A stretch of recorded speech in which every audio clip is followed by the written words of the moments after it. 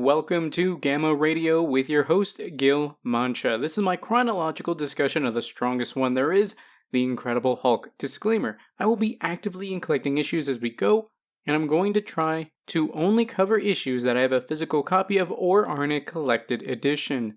I'm going to try to stray away from digital because I love physical media, but the Marvel Unlimited app would be a great way to keep up with the podcast. We'll of course start with his original self-titled comic. There's a few others, some TV shows, movies, and even video games we can discuss. And trust me, I'd love to discuss those games down the line. Be sure to hit the follow button on Spotify preferred platform to get episodes as soon as they drop. While you're there, please leave a review so the show can be recommended to other comic book fans. In today's episode, the issue we're covering has two different stories in one. The Incredible Hulk Volume 1 Issue 4, The Monster and a Machine, and The Gladiator from Outer Space. This issue was released on November 1st, 1962. Links will be in the podcast notes. Let's take a look back at what else was happening that day in history. Duck and cover, sports fans. He's hulking out.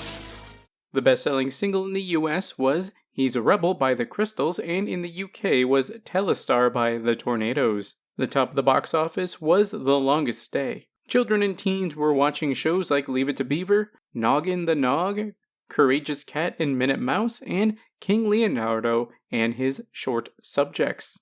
If you're a child, you're likely to be playing with toys like Fisher-Price Little People, Astrobase, Etch-a-Sketch, and the Chatter Telephone. He's a Rebel by the Crystals is a pop song released in 1962. The song was written by Gene Pitney and originally recorded by Vicky Carr and the Blossoms, which was credited to the Crystals. It topped the Billboard 100 in November 1962 and peaked at number 1 in Canada and New Zealand.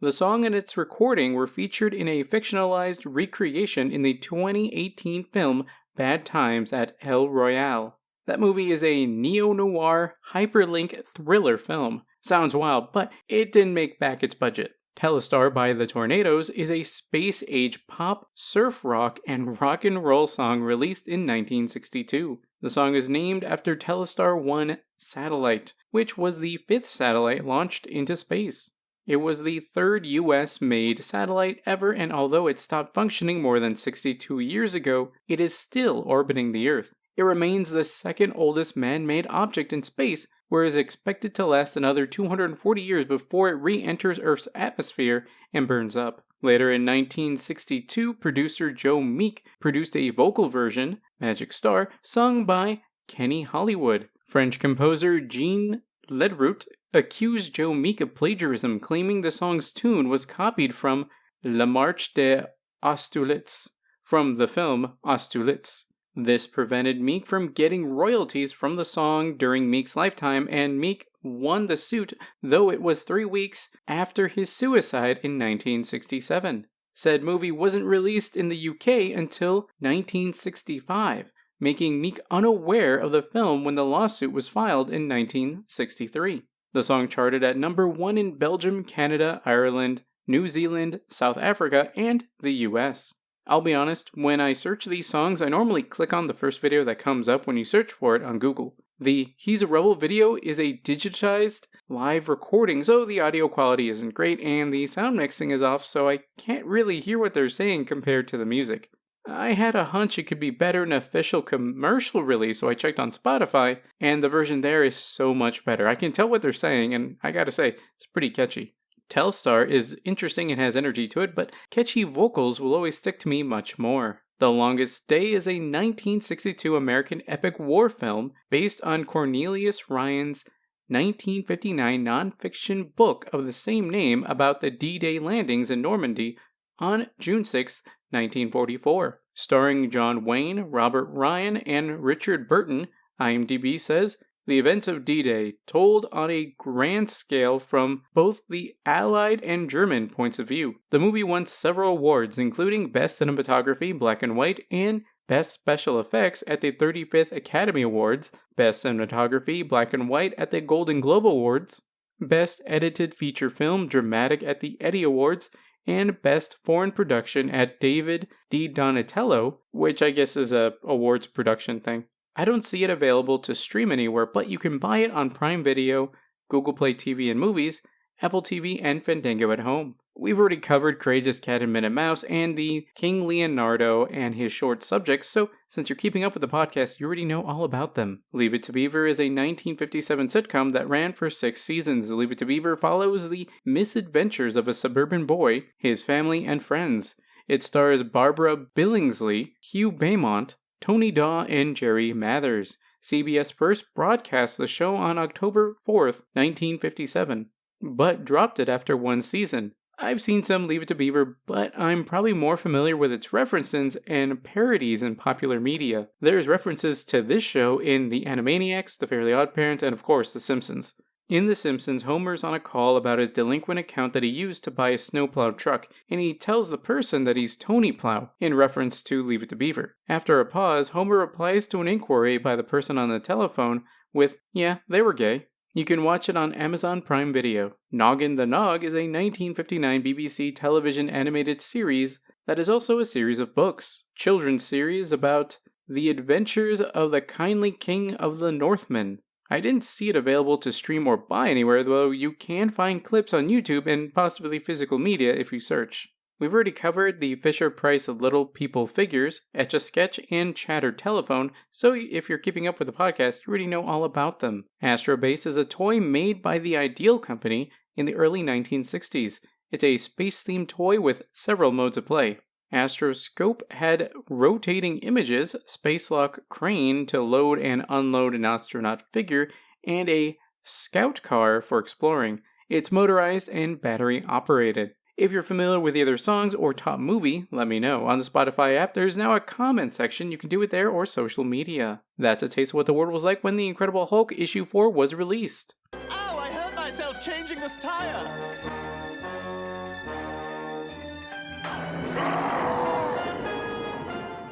I'm reading this thanks to the Marvel Epic Collection, The Incredible Hulk Volume 1, Man or Monster, but it's also available via Marvel Masterworks, Incredible Hulk Volume 1, and Mighty Marvel Masterworks, The Incredible Hulk Volume 1, The Green Goliath. Both stories were written and edited by Stan Lee, penciled by Jack Kirby, inked by Dick Ayers, and lettered by Artie Simek. The colorist was uncredited. The cover is very blocky, and the top section says The Incredible Hulk with a red bar that says 2 feature-length Hulk thrillers in this issue. Then under that it has 2 tall rectangles showcasing the 2 stories. One on the left has Rick Jones operating machines connected to a laser device pointed at the Hulk who's breaking out of his restraints. This one is called Monster in the Machine. The image on the right has Hulk with desert in the background, looking toward a gladiator in the distance who's holding Rick with one arm and a combination mace axe in the other. Behind the gladiator is a spacecraft, and above are the words, Mongu, Gladiator from Space. As a finishing touch, there is a red diagonal stripe over the bottom of both images that says, Fantasy as you like it. Unfortunately, there's no About This Issue section on the Marvel Unlimited app for this issue. After the break, we'll summarize the issue. What it do, guys? Mandrame here, and if you like board games, especially deck building games, you should check out Team_Thunder on YouTube. There we have unboxings and games of Legendary and Marvel deck building game, the DC deck building game, the Transformers deck building game, and many more. That's also where you can find VODs for this, Accelerated Visions, a Spider-Man 2099 podcast, and Water Damage, an Aquaman podcast where you can directly leave a comment and we can discuss the issues. No, not the Hulk. Not now. Part 1, The Incredible Hulk in The Monster and the Machine. In a silent, secret laboratory, a tense teenager adjusts a complex ray machine over the head of the most incredible living creature on the face of the earth. And, as he does so, Rick Jones mutters to himself, I've never operated this machine before. One mistake, and it can mean death for the Hulk, and maybe me too. But I've got to try. No matter what, I've got to try. Close up on an unmoving Hulk in the bed that the ray's pointing at. There's some technology attached to the Hulk's head. Rick continues, if this works, the Hulk may change back to Dr. Bruce Banner again, and if it doesn't work, switch to Rick's hand as he's pulling a lever, then it will be the end for us all. The rays have reached critical mass. I've got to pull the lever now. But how did it start? Let's go back into time. Miles away, days before Rick Jones's trembling fingers pull the fatal lever, another actor on Destiny's stage is also thinking of Dr. Bruce Banner. For here we find Betty Ross, unable to get the handsome, brooding scientist out of her mind or heart.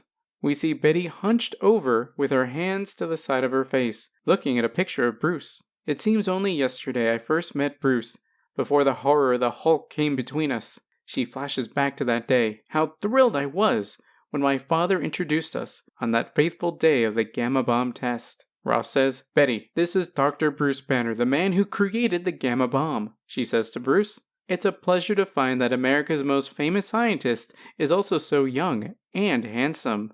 Bruce, holding a tobacco pipe, responds, you were too kind, Miss Ross. Then, seconds before the bomb was due to be detonated, Bruce left the safety of his bunker to drive madly into the test area. While in the Jeep, he says, I don't know how that teenage boy got out there, but I've got to save him before the blast. Cut to a mushroom cloud. Yes, he saved the boy, but what a price he paid for it. Cut again to after the accident, with Bruce sitting on an examination table. For when he returned, after having been exposed to the awesome gamma rays, Bruce Banner seemed somehow different, as though he carried a frightening secret locked within him. As she approached without looking at her, Bruce said, Please, Miss Ross, stay out. Stay out. Then we see Hulk bursting through a home and approaching Betty. Perhaps it was just a coincidence, but it was just about the same time that the Hulk first appeared, like a living engine of destruction, followed by him carrying her away. To this very day, no one knows where he came from, nor how, nor why. But for some unexplained reason, he never tried to harm me. It was as though he was trying to tell me something. But then I fainted, the troop saw him, and the hunt was on. When I recovered, the towering monster had brought me to Bruce's lab. I looked around in shocked surprise. The place was in shambles. But before anything else could happen, Rick Jones suddenly dashed in. Hulk, stop! And this was the most incredible fact of all. Only that one young teenager in all the world was able to control the superhuman Hulk. Rick put his hand on the Hulk's chest. Back, Hulk. You must go back. Hulk simply responds, Go back. She sits there thinking, Rick Jones and Bruce Banner? Rick Jones and the Hulk. What connection is there between all of them? Somehow, in some mysterious way, Rick Jones holds the key. It has to be Rick Jones. I've got to tell Dad. If I can find Rick Jones, perhaps he'll be able to learn what has happened to the missing Bruce Banner. She says as she's walking to her father, who's overseeing the construction of a rocket. That's it, boys. Get the iceberg rocket set for its test firing. As she approaches him, he says, Stay back, Betty. This is the weapon which will someday capture the Hulk for us.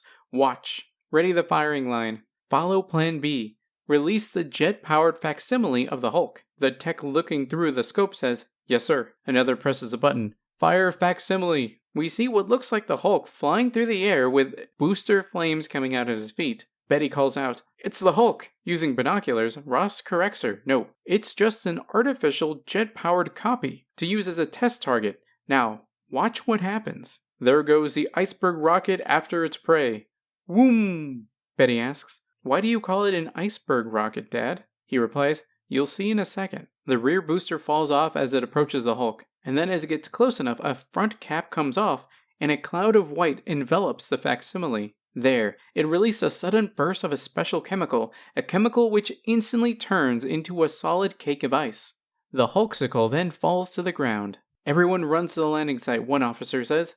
The iceberg did it. It brought down the facsimile Hulk. Ross continues his statement. And that's just the way we'll get the real Hulk if we ever get our sights on him. Close up on his jovial face with Betty nearby. And now, my dear, what is it you wanted to tell me? She answers. Oh, Dad, it's about the Hulk and Rick Jones. She starts explaining as the happiness leaves Ross and he walks away. I'm sure that Bruce Banner's disappearance is tied with both of them. Bruce might be injured or a prisoner or worse. Bah, I've got more to worry about than one missing scientist, and a troublesome scientist at that. She then gets in front of him and stops him in his tracks. Dad, if you find Rick Jones, you'll not only find Dr. Banner, but you might find the Hulk as well. I'm sure that boy knows the answer to the riddle of the Hulk. The general thinks about it. Maybe there's something to what you say. I'll do anything to destroy that monster once and for all. Taking her advice, he gets on the phone. Attention all personnel. General Ross speaking. Find Rick Jones. Top priority. Over and out. Now focus on Rick's shack. Even as the order is barked out, Rick Jones speaks to the silent, unmoving Hulk. We can't go on this way much longer. I've got to find a way to change you back to Dr. Bruce Banner before it's too late for both of us. He approaches the Hulk, whose eyes are closed. No wonder no one has suspected the truth yet. Even though I know it, it's hard for me to believe you are Dr. Banner, changed into a monster by a strange miracle, and subject only to my commands. He looks outside and sees 5 army men. On the double men, surround the house. Rick Jones may be inside. The general wants him alive. Rick is shocked. Troops! They found me. But they mustn't find the Hulk. Then, at a sudden command from his young master, the mightiest living thing on Earth makes a fantastic leap, powered by muscles so powerful that he seems to be flying. Despite Hulk having burst through the home, Rick encourages him. Go, Hulk! Go! Up! Up! Up! Seconds later, the army men have apprehended Rick, and one thinks, strange, I could have sworn I saw some sort of figure go flying by. Better not mention it to anyone. They'll think I've flipped. Rick asks, what'd you guys want? A different soldier answers, General Thunderbolt Ross will explain, come with us. Then, at the general's headquarters, we see Rick standing as the general leans forward toward him as he addresses him. Now hear this, Jones. Dr. Banner has been missing for days, and we suspect that his disappearance has something to do with you. If he doesn't show up soon, I'm placing you under arrest. He was assigned to my command, and I've got complete authority in this matter. Betty, also present, talks to Jones. Rick, if you know what's happened to Bruce, you've got to tell us. He may be in trouble. Perhaps we can help him. I've got to know. I've got to. He responds, I'm sorry, Miss Ross. I can't tell you anything. Close up on Rick thinking, how can I tell them that Bruce Banner is really the Hulk? And yet, if I don't produce Dr. Banner soon, I'm going to be in big trouble. They may even accuse me of murdering him. Meanwhile, propelled by his prodigious leap, the one living creature who holds the key to the mystery of Bruce Banner zooms through the air, mindlessly, aimlessly, too far from Rick Jones to receive any further mental commands. And then, as his leap begins to lose momentum, his cold, brutish eyes see a foreboding sight. A school bus is unmoving on train tracks as the train approaches. The driver of the bus calls out, the motor's stalled, the bus can't move, and the express is bearing down, too fast for me to get the kids off. Somewhere deep in the monster's brain, a tiny spark of Bruce Banner comes to life, and then, without conscious thought, moving like a gigantic, living battering ram, the Hulk takes over, performing a feat which no other living human could have accomplished. Hulk's able to push the bus past the tracks just before the train passes. The amazing incident occupied the headlines during the next 24 hours, but after that it was soon swept away by a rush of other events. We see a newspaper, the Ensford Gazette, with the headline, Unidentified Flying Object Averts School Bus Tragedy. Under that it says, was it something human? Children's description pronounced as hysteria by authorities. Later on a movie set, not far away, the director was on a tirade. No, you're not hamming it up enough. This is supposed to be a monster movie. You've got to look scared. Close up on him talking to a female lead. Now let's try it again. Okay, Mike, roll him. Now let's hear you really scream, kid. She has a shocked look on her face. Yeek! Turns out, unbeknownst to the director, the Hulk is right behind him. That's it, baby. You're doing fine. Keep it up. Never know you could act so good. She yells out, help, help! The director finally notices the Hulk as he's breaking lights and knocking over the camera. Holy Hannah, she wasn't acting. Let me out of here. Run for the hills, boys. Minutes later, at the studio commissary, a short distance away, Hulk cuts in front of the food line. The guy that had been up says, stop shoving back there. I was first in line. The chef doesn't look up from his work. Come on, keep the line moving. Who's next? Hulk shoved his way to the front of the line, puts his hands near his face, and said, food. The chef finally looks up. Shocked, he drops a ladle. Irk! He runs away as the Hulk chugs what might be tomato soup. I'm through with show business.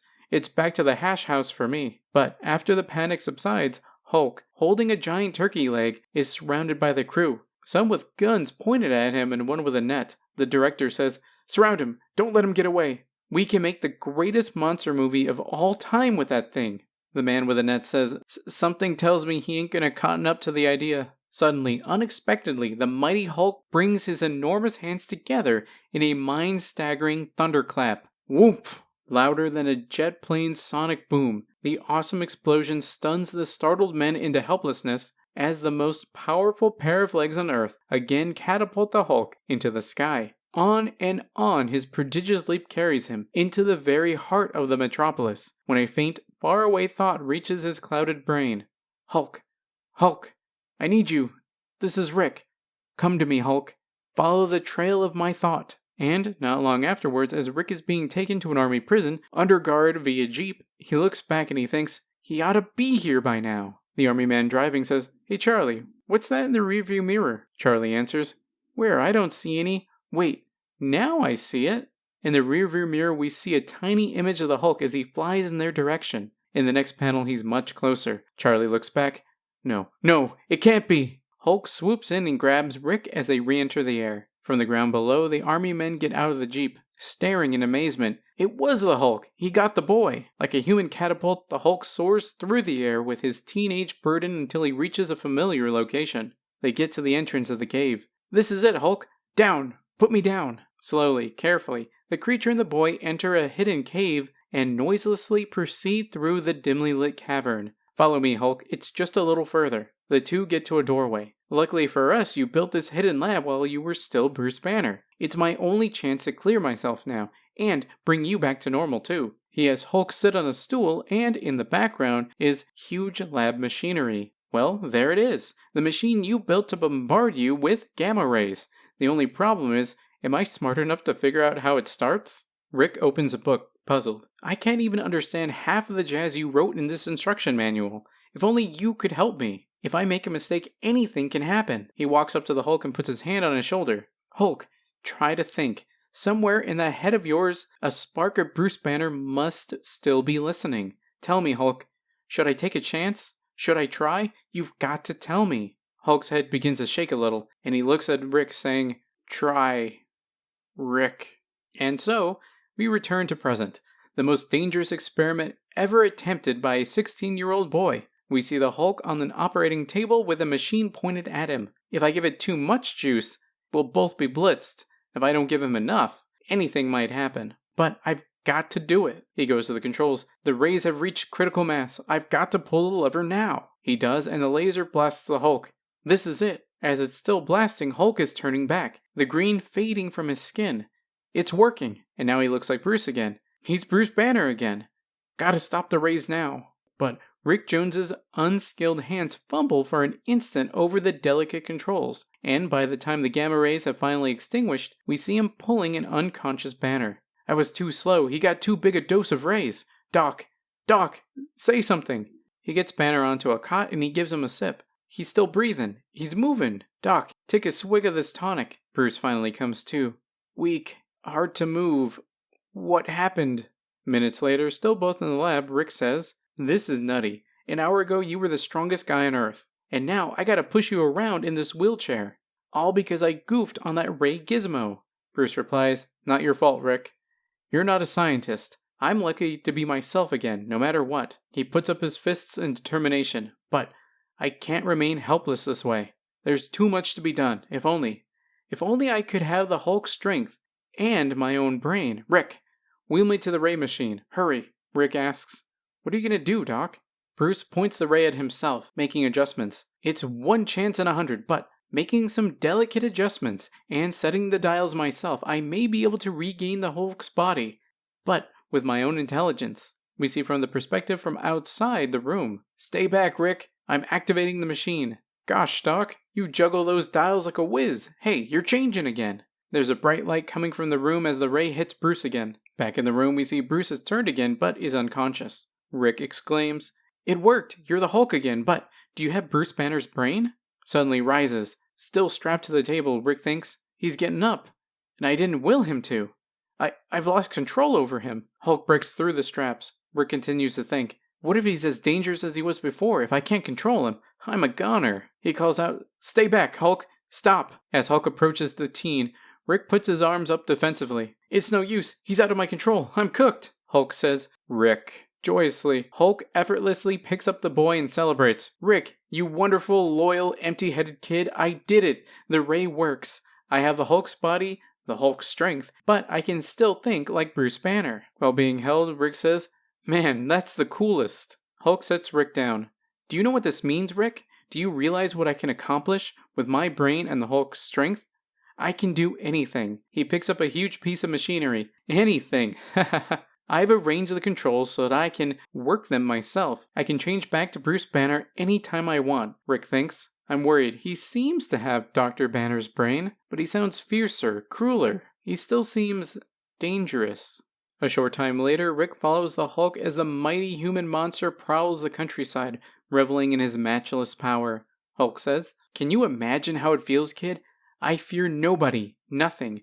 I'm exploding with energy. I can't get tired. Look, over there," Rick replies. "That cabin's on fire. Gosh, there's a family trapped inside." Next, we see the house filled with smoke while the Hulk looks in. A girl consoles a child. "Don't cry, Bobby. We'll get out, somehow." An older kid says, "The smoke, it's blinding me. Can't breathe." Without a second thought, the Incredible Hulk grasps the section of the cabin, which is in flames, and gives it a mighty tug. Hulk tells Rick to stand back, kid, and then he turns and tosses the flaming wall. There, that's one way of putting out a fire. Rick is grabbing the younger kid, consoling the family. There, children, don't cry. The fire's out. We're all safe now." The older boy's wiping away tears.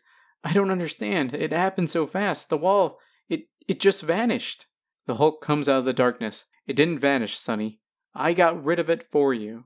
The children see and react. The girl, "Eek!" The older boy, "Help!" And even Rick, good heavens. Hearing the cries, a local deputy races gun out onto the scene to find. A woman racing behind him says, I saw a mass of flaming debris fly through the air and then, oh look," the deputy responds.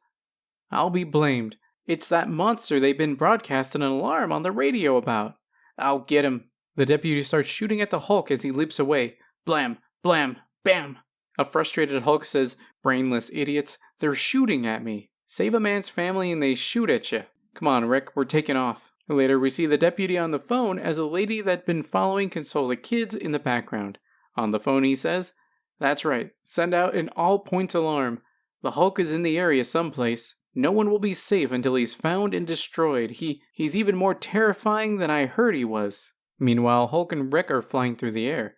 Rick says, "We better head back to the hidden lab, Hulk." He replies, "Where do you think I'm going? I'm sick of being shot at and hounded." Back at the lab, we see Hulk standing with the ray pointed at him. He says, "Here, I rigged up this gadget so all I gotta do is step on these buttons to activate the gamma ray. They can look for the Hulk from now till doomsday, but they'll never find me." And once again, the awesome rays weave their magic on the being who stands before them. We see the green leave his face and the features soften back to Bruce. Next, we see Bruce sticking his face in his hand. Rick says, "Boy, dog, it's a relief to have you back. As you. That Hulk was beginning to scare me." He replies, "Can't talk, Rick. Tired. Very tired." And so, we see Rick putting Bruce, now in pajamas, to bed. Bruce says, "Have to rest. The gamma rays. Can't keep changing too often. Not too quickly. Rays are too strong. Must rest now. Tired. Tired." As he puts the covers over him. "Sure, Doc, go ahead. Grab yourself some shut-eye." As he drifts off to sleep, Bruce thinks, "Even though the Hulk now has my brain, he's still a raging Goliath. Still hard to control.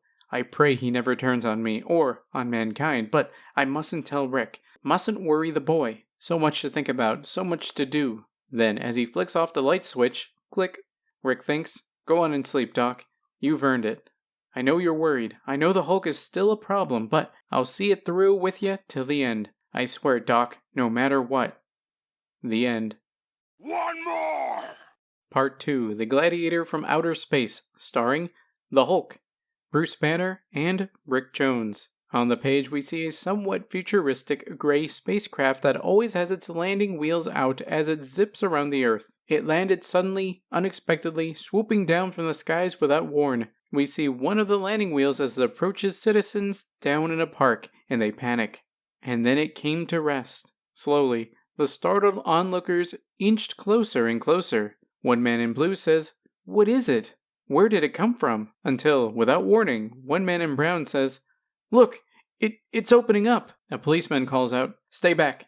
No telling what's inside that thing." A woman in red answers, "It must be a creature from another world." A latch on the top of the craft opens as someone says, "I am Mongu." Mongu seems to be a man in Roman armor. In Bruce's lab, as he tinkers with machinery, at that moment, in another part of town, Rick Jones turns on his TV set. "Doc, hey Doc, look at this. Some kind of monster just landed in the park." Unfazed by the excited teen, the doctor answers with a smoking pipe in his mouth, "I should be the last one to call anyone else a monster, Rick." Bruce turns around to actually look. Who is he? Where did he come from? Rick sits on a stool. Listen, from the TV set, I've come to Earth to issue a challenge. We see that the voice is coming from Mongu. He continues, I challenge Earth's mightiest mortal to meet me in hand-to-hand combat. If your champion defeats me, I shall depart forever. Cut to him in person giving the speech while dual-wielding a couple of maces with axe blades attached. But if Mongu is victorious, beware. For then, the warriors of my world will attack this puny planet and conquer it without mercy. Send me a champion who can wield a 2-ton axe like me. He turns around to get back to his ship. I shall await your champion in a lonely part of Grand Canyon. If no one arrives before the sun sets, I shall know none dare to meet me, and the attack will begin. This is the final word of Mongu. Then, without further ado, the strange, unearthly craft rises into the air and heads towards Grand Canyon. As the watching multitudes hardly dare to draw a breath, a bystander below says, No human on Earth can defeat that brute. Back at the doctor's cave, Rick says, Wow, was that cat for real?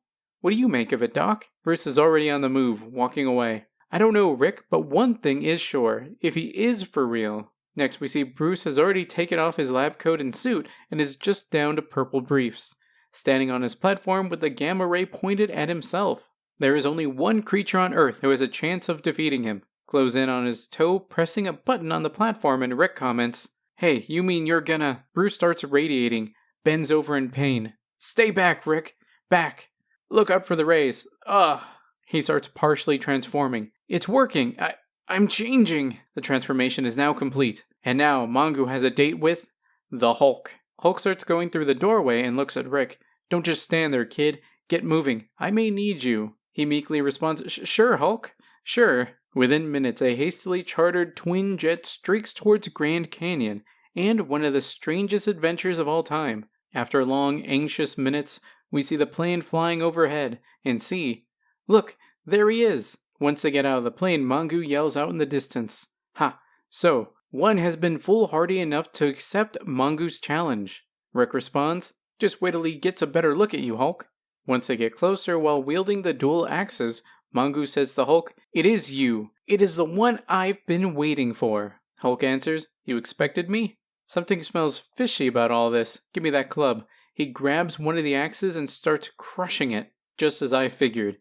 Nothing but cardboard and cork. The whole thing is a phony. Mongu says, Mongu is indeed a phony, but there is nothing phony about your plight. You have fallen into my trap, you see.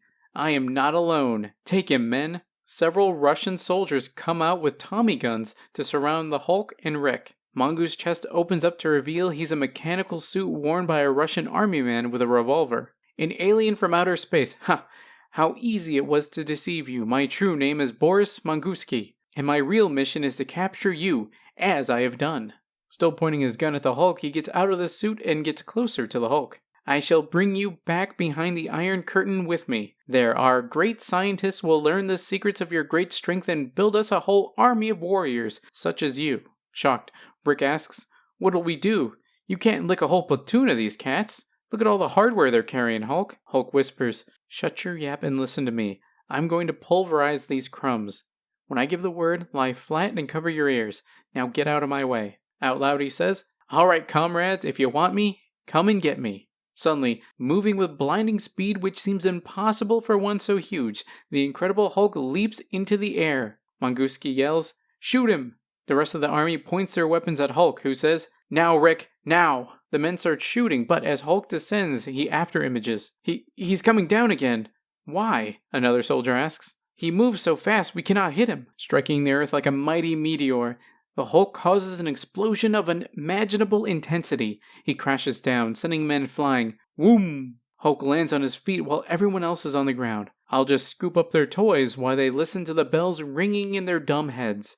Good thing you held your ears like I warned you, kid. He's holding several guns, squished in his hand. We see one soldier throw a grenade at the Hulk. Rick warns, Hulk, look out, one of them has a live grenade. Hulk catches it. Yeah? Well, what do you know? He squishes it and it explodes. Then he opens his fist, and from it comes out smoke and small bits of debris. Do you think these commies think we're playing with kids? But, unbeknownst to the Hulk, one of the Reds have remained inside the strange ship, and now, it's good that we prepared this ear-splitting sound gun in case our other weapons failed. Although it doesn't affect normal ears, the ultrasonic sound waves prove torturous to the super-sensitive ears of the Hulk. The sound hits and goes through him, causing him to put his giant hands over his ears. But the brilliant brain of Dr. Banner combined with the tremendous power and strength of the Hulk's body find a sudden escape as 2 sledgehammer fists beat a hole into the rock-hard ground below. Then, with breathtaking speed, the mightiest mortal on Earth burrows beneath the surface, where the ultrasonic sound waves cannot penetrate his eardrums. And, seconds later, a fearsome figure emerges directly under the ship. Now it is my turn. Then hands go through the bottom of the craft, grabbing a soldier manning the sound gun. What? No, stop! Help! Once the agonizing sound is stilled, the Hulk ignores the lone human as he begins to tear the ship apart with his bare hands. It isn't a spaceship. It's nothing more than a disguised MiG. Gamma wave! MiGs are any member of a family of Soviet military fighter aircraft produced by a design bureau founded in 1939 by Artem Mikoyan, which is M, and Mikhail Gurevich, which is G, and the I in MiG being the Russian word meaning and, so it's M and G. Gamma tsunami! One of the Soviet army men starts running away. He isn't human. Nothing can stop him. But the wily Reds have another ace in the hole. Boris says, Hulk, give yourself up. We win after all. We have the boy. Several of the men are grabbing Rick. One of them tells Rick, he must surrender or your life is forfeit. Rick responds defiantly, no, Hulk. Don't worry about me. Pulverize these creeps. Hulk says, you fools. You're all trapped here. Your plane is wrecked. There's no way you can escape. Hurting that boy won't help you. One of the men points up. Yes, we can. Here comes our helicopter. We had it hidden in the hills. That will be our means of escape, with you as our prisoner. Hulk responds. Guess again, loudmouth. That bird's gonna get its wings clipped right now. Hulk picks up a piece of wreckage. Before any of the Reds can move a muscle, the mighty Hulk hurls a piece of wrecked MiG skyward towards the hovering ship. Skimming through the air like a whirling blade, it severs the helicopter's landing gear, making further descent impossible. Hulk continues, that takes care of that. Now I can finish off these commies without any more interruptions. But there is a limit to the frustrations which any men can endure, even communists. And so, the men lay their hands off Rick and put them in the air. Boris tells Hulk, take him. We give up. Stay back. Do not harm us. We are your prisoners. Hulk puts an arm on Rick's shoulder and points their way. Take off your belts. Next, we see all the men bunched up together. What is he doing? Another answers, tying us together with our own belts. A third asks, but why? Then Hulk, holding the end of the belt rope, makes a giant leap. This is why, comrades, because you're taking a little trip. He grabs onto the escape helicopter. I'll tie you to the tow cable of this egg beater, and you can join your little playmates inside. He jumps from the helicopter. I'm leaving you now, but if you're not on the way back to Vodka Land by the time I hit Earth, I'll be back, and I won't be so easy on you next time. As he lands, Rick runs to him. Hulk, you did it! You did it! They've gone, he responds. What'd you expect, Half-Pint? I wasn't playing for fun.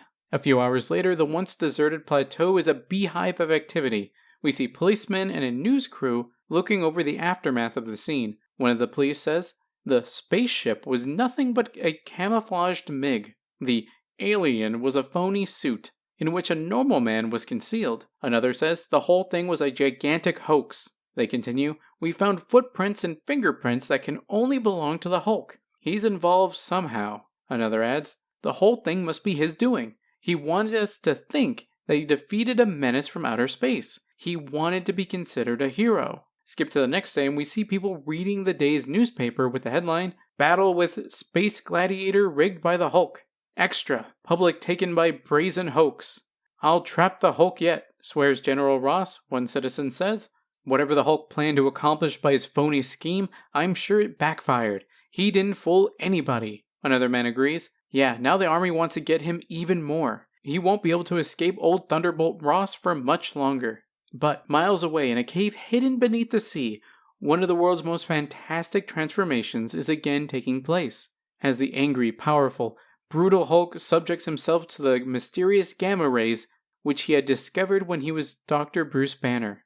And then, slowly the massive door swings open and a weary scientist staggers out. It's over. For now. Rick grabs him. You came through it okay. I was beginning to get worried about you. Rick supports him as they walk through the cave. Boy, it sure is hard to believe that you were the strongest Joe on Earth just a little while ago, Bruce answers. Let me lean on your shoulder, Rick. I'm tired. So tired.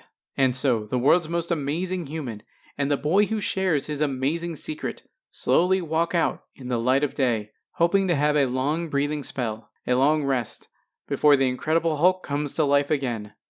The end. After the break, we'll go over some thoughts and feelings about the issue. What's happening to me? My darling boy, my Bruce. Don't be afraid. Scientists aren't supposed to fear evolution.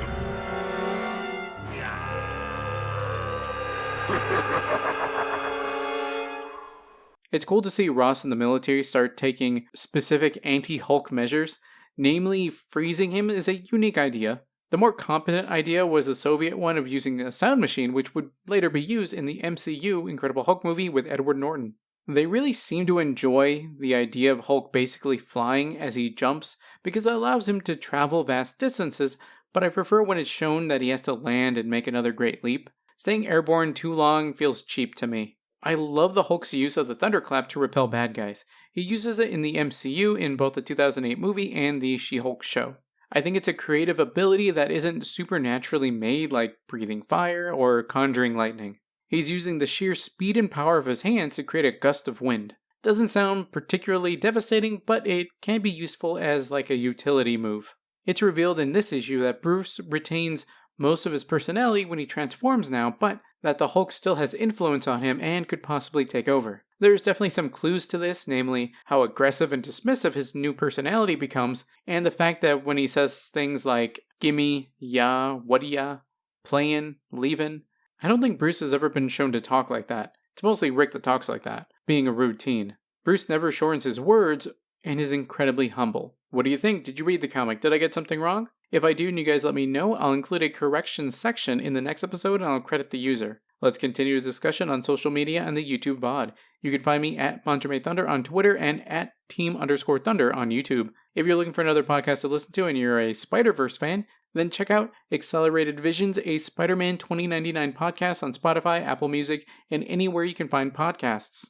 If DC is more your thing and you want to hear about Aquaman, King of the Seven Seas, check out Water Damage, an Aquaman podcast on Spotify, Apple Music, and anywhere you can find podcasts. Be sure to follow that and this podcast to get episodes as soon as they drop. Manjame out. What time up mean?